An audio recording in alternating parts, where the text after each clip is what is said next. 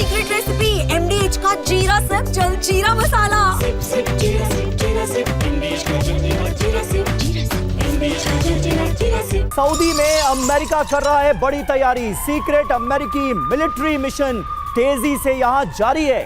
Satellite तस्वीरों में बड़ी जानकारी सामने आई है। आखिर अमेरिका वाया सऊदी अरब करना क्या चाहता है, मंशा क्या है, कौन सा ये सीक्रेट मिशन है, सैटेलाइट तस्वीरें क्या बता रही हैं, ये आप देखिए।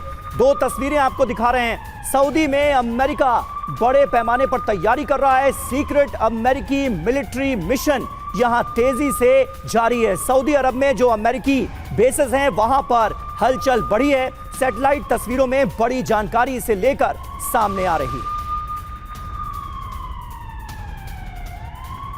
तो देखिए आने वाले वक्त में क्या होने वाला है। शांति ज्यादा दिन तक रहने वाली नहीं है। ये तमाम खबरें इसी ओर सीधे संकेत देती हुई नजर आ रही हैं। और अब आप देखिए डोनाल्ड ट्रंप के बयानों में भी एक तरह का बदलाव और एक तरह की आक्रामकता अब नजर आने लगी है। वो कह रहे हैं कि हां, हमला मुमकिन है ईरान पर। जंग का दूसरा फेज कभी भी शुरू हो सकता है। और ऐसे में सऊदी अरब में हलचल दिख रही है। इसके क्या मायने? अरब में अमेरिका का सीक्रेट मिलिट्री मिशन। ईरान से तनाव के कारण अमेरिका तैयारी कर रहा है। पश्चिमी सऊदी अरब में सैन्य मौजूदगी बढ़ा रहा है अमेरिका। निर्माण केंद्र में लॉजिस्टिक सपोर्ट एरिया जेनकिंस है। जेनकिंस लाल सागर से 20 मील की दूरी पर स्थित है। दर्जनों नई इमारतों, पक्की सड़क, वाहनों के जमावड़े यहां पर दिखे हैं। मजबूत लॉजिस्टिक क्षेत्र के निर्माण की भी जानकारी मिली है। बेस पर बड़ी मात्रा में गोला बारूद स्टोर करने की क्षमता हासिल की गई है। सेना की तैनाती और एयर डिफेंस सिस्टम के लिए इसे बड़ा हब माना जाता है। ताइफ, जेद्दा में हवाई अड्डों पर अलग अलग छोटे हब भी तैयार किए जा रहे हैं। एवीएम हमारे साथ तोपी तिवारी जी मौजूद हैं। तिवारी सर, किस तरह से आप देख रहे हैं अरब में अमेरिका के इस मिलिट्री मिशन की तैयारियों को, और इसके साथ ही साथ पूरे मिडिल ईस्ट में जो अमेरिका के 14 बेसेस मौजूद हैं वहां पर जो एक्टिविटीज, जो खबरें सामने आ रही हैं, क्या आने वाले वक्त में ये पूरा का पूरा रीजन अशांत हो सकता है, जंग में जा सकता है और ईरान उस जंग को अमेरिका और इजराइल के खिलाफ लीड करता हुआ दिख सकता है? इसके आसार नजर आते हैं क्या? समीर, देखिए जो 9 इंपॉर्टेंट बेसेज हैं अमेरिका के मिडिल ईस्ट में जी, ये जब इनका जो पॉसिबल है ओनली एरियल अटैक ही कर सकते हैं। जहाँ तक हम सोच रहे थे कि अपने जवान ऑफिसर्स गिराएंगे, आर्मी को उतारेंगे, वहाँ पर ये संभव नहीं है। बिकॉज ईरान की 7 लाख आर्मी है।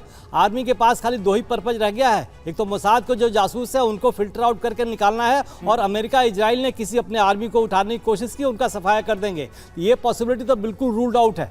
ये ओनली पॉसिबिलिटी जो एयरक्राफ्ट एयरबोर्न होंगे, मिसाइल्स अटैक होंगे। ईरान भी काफ़ी सक्षम है उसको रिटेलिएट करने के लिए, तो उसको काउंटर करने के लिए इनका एयर डिफेंस बहुत मजबूत करना पड़ेगा। एट द सेम टाइम जितने 9 देशेज हैं, उनके जो 9 राष्ट्र हैं जिनके ऊपर बेसेज है, उनका एयर स्पेस यूज करके ईरान के मिसाइल्स आएंगे। तो ये जो स्टेट्स हैं यहाँ पर मजबूत करने की कोशिश कर रहे हो, लेकिन सऊदी अरेबिया हो या कतार हो या इराक हो या जॉर्डन हो, सब रेसिस्ट करेंगे कि हमारा एयर स्पेस ईरान यूज करेगा अपने मिसाइल से लॉन्च करने के लिए। तो इस तरीके से ऑफेंसिव एक्शन हमारे यहाँ से मत करो। लेकिन ये तो अमेरिका उनके बस का तो है नहीं। अमेरिका को जब मतलब अगर जंग होती है तो ईरान के साथ शायद ही कोई मुस्लिम देश खड़ा होगा तो रूस खड़ा होगा तो नॉर्थ कोरिया और चाइना जैसे देश खड़े होंगे। जिस तरह का युद्ध होगा तो ईरान को किसी के सहयोग की जरूरत नहीं है। अच्छा, आपने देखा इजराइल ने क्या लॉन्च किया, खूब सारे एयरक्राफ्ट लॉन्च किए, सब किया। अब धीरे धीरे डिकॉय सिस्टम और मिसाइल्स के थ्रू सब पूरा एयर डिफेंस डिप्लीट कर दिया इजराइल का।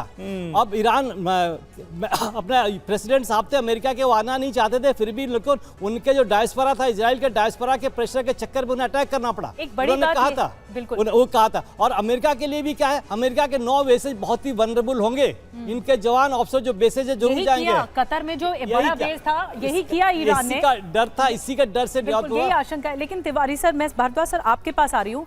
अगर ईरान के पास इतना भंडार है और वो ये चाहता है अपने न्यूक्लियर प्रोग्राम को आगे बढ़ाए, देखिए यहाँ पर कॉन्फ्लिक्ट ऑफ इंटरेस्ट बहुत ज्यादा है, चाहे वो अमेरिका हो और ईरान हो।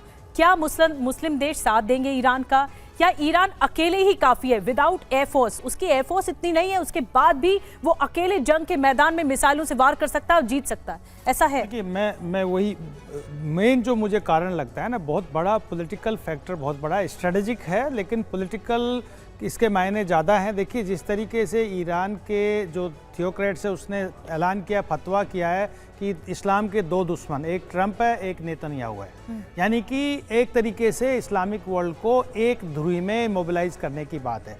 अमेरिका सऊदी अरबिया को क्यों ले रहे हैं? क्योंकि वो इस्लामिक वर्ल्ड में रिफ्ट डालना चाहते हैं, पहली बात।